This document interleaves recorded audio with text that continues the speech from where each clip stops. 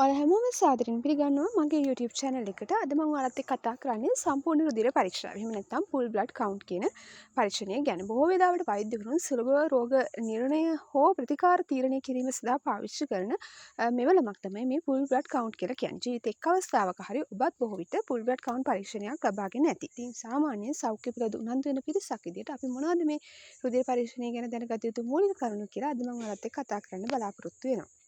අපේ රුධිරය සකස් වෙලා තියෙන්නේ රතු රුධිර සෛල, සුදු රුධිර සෛල, රුධිර පට්ටිකා හා රුධිර ප්ලාස්මාව කියන කොටස් වලින්. රුධිර ප්ලාස්මාව 55% වගේ තියෙනකොට රුධිර සෛල 45% වගේ ප්‍රමාණය රුධිරයේ අන්තර්ගත වෙනවා. full blood count පරීක්ෂණයකදී එක් රුධිර සංඝටකවල ප්‍රමාණයන් පිළිබඳ අපිට අදහසක් ලබා ගන්න හැකියාව තියෙනවා. මේ පරීක්ෂණයට සූදානම් වීම ගත්තොත් කිසිදු විශේෂාකාරී සූදානම් වීමක් අවශ්‍ය නැහැ.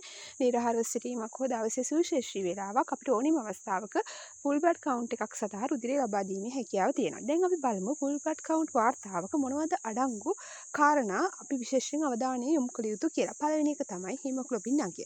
හිමොග්ලොබින් ප්‍රමාණය වයස ඒ වගේම ස්ත්‍රී පුරුෂ භාවය අනුව නියමිත අගය වෙනස් වෙන්න පුළුවන්. ඒ කියන්නේ වැඩිහිටි පිරිමියෙකුගේ තිබිය යුතු හිමොග්ලොබින් ප්‍රමාණය විදිහට 13.5 17.5 වැඩිහිටි ගැහැණු අයෙකුගේ 11.5 15.5 අතර අගයක පවතින. ඒ වගේම ගර්භණී අවස්ථාවේදී හිමොග්ලොබින් අගය තවදුරටත් අඩු වීමේ හැකියාව පවතිනවා. එතකොට ගොඩක්ම සුස් වෙනවා full blood count වාර්තාව කරන රසායනාගාරයේ අනුව මේ පරාසයන් මදක් වෙනස් වෙන්න පුළුවන් නිසා ඔබේ හිමොග්ලොබින් අගයට ඉදිරියෙන් රිෆරන්ස් රේන්ජ් යටතේ පැවතිය යුතු පරාසය අද රසායනාගාරයට අනුව සඳහන් වෙනවා. ඉතින් ඒ පරාසය තුල ඔබගේ හිමොග්ලොබින් අගය තියෙනවද කියන එක තමයි බලන්නේ. හිමොග්ලොබින් ප්‍රමාණය නියමිත අගයට වඩා අඩුයි නම් ඒක රක්තහීනතාවය කියලා අපි අදහස් කරනවා. ඒ වගේම තමයි යකඩ සිරුරේ පවතින යකඩ ප්‍රමාණය පිළිබඳ අදහසක් ලබා ගැනීමටත් මේ හිමොග්ලොබින් හරහා හැකියාව තියෙනවා. එතනින් පස්සේ යකඩ ඌනතාවයක් කියලා සැක කරනවා නම් තවදුරටත් පරීක්ෂණ සිදු කිරීම අවශ්‍ය වෙනවා.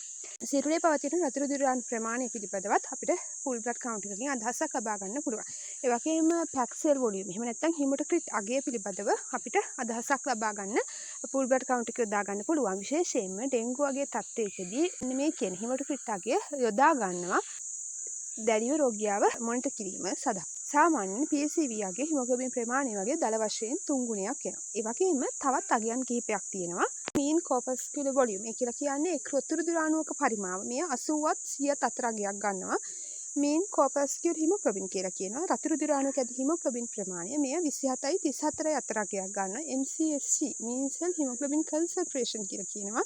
රුධිරයේ රතු රුධිර අණුවක ඇති හිමොග්ලොබින් සාන්ද්‍රණය. මෙය සාමාන්‍යයෙන් 30යි 35යි අතර අගයක් ගන්නවා. මෙන්න මේ කියන අගයන් වලින් අපිට තීරණය කරන්න පුළුවන් රතු රුධිර අණු වල ප්‍රමාණය සහ රතු රුධිර අණු වල තියෙන හිමොග්ලොබින් සාන්ද්‍රණය. ඒ අනුව සමහරක් රෝග තත්ත්වයන් අපිට නිර්ණය කරන්න පුළුවන්. ඉතින් මේවායේ අසාමාන්‍යතා නිරීක්ෂණය වුණොත් ඊට පස්සේ අපි බ්ලඩ් පික්චර් එකක් සඳහා යනවා ඉදිරි රෝග නිර්ණය කටයුතු සඳහා. ඒ වගේම තවත් වැදගත්ම කොටසක් තමයි රුධිරයේ පවතින සුදු රුධිර අණු පිළිබඳ. නියුට්‍රොෆිල්, එසනොෆිල්, බේසොෆිල්, ලිම්ෆොසයිට්, මොනොසයිට් වගේ සෛල වෙන වෙනම කොපමණ ප්‍රමාණයක් තිබේද කියලා ඒ වාර්තාවේ සඳහන් වෙනවා. නිරෝගී වැඩිහිටි පුද්ගලයෙකුගේ සාමාන්‍ය සමස්ත රතු රුධිර අණු ප්‍රමාණය 4000ත් 11000ත් අතර අගයක් ගන්නවා. බැක්ටීරියා ආසාදනයකදී නියුට්‍රොෆිල් ප්‍රතිශතයද, වෛරස් ආසාදනයකදී ලිම්ෆොසයිට් ප්‍රතිශතයද, පරපෝෂිත ආසාදනයකදී එසනොෆිල් ප්‍රතිශතයද වෙනස් වීමේ හැකියාව පවතිනවා. ඊට අමතරව full blood count පරීක්ෂණයකදී සුදු රුධිර අණු ප්‍රමාණය වෙනස් විය හැකි තවත් බොහොමයක් රෝග පවතිනවා. තවත් වැදගත් දෙයක් තමයි රුධිර පට්ටිකා ප්‍රමාණය. ඉතින් රුධිරයේ පවතින කුඩාම සෛල වර්ගයක් තමයි රුධිර පට්ටිකා කියලා කියන්නේ. රුධිර වහනයකදී රුධිර වහනය වීම වැළැක්වීමට විශාල කාර්යභාරයක් ඉෂ්ට කරනවා.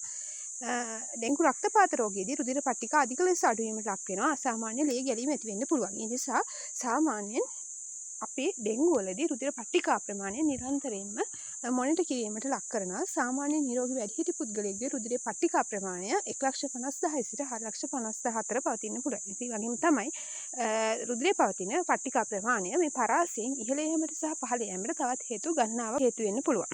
ඉතින් මෙන්න මේ කියන අගයන් පිළිබඳව තමයි මූලික වශයෙන් full blood count පරීක්ෂණයක් කරාට පස්සේ අවධානය යොමු කරන්නේ රෝගයන් නිර්ණය කිරීමේදී. ඉතින් ඔබට වෛද්‍යවරයෙකු විසින් නිර්දේශ කළා තියෙනවා නම් full blood count එකක් එහෙම නැත්නම් සාමාන්‍ය රුධිර පරීක්ෂණයක් සිදු කරන්න කියලා ඔබට පුළුවන් පරීක්ෂණය කරලා දෙතම පැයක් වගේ කාලයක් ඇතුළත අපිට ප්‍රතිඵල ලබා ගන්න පුළුවන්. ඊට පස්සේ වෛද්‍යවරයාට පෙන්නලා මොකද්ද මේකදී වෙන්න ඕනේ දෙයක් තියෙනවද මේක සාමාන්‍යයිද?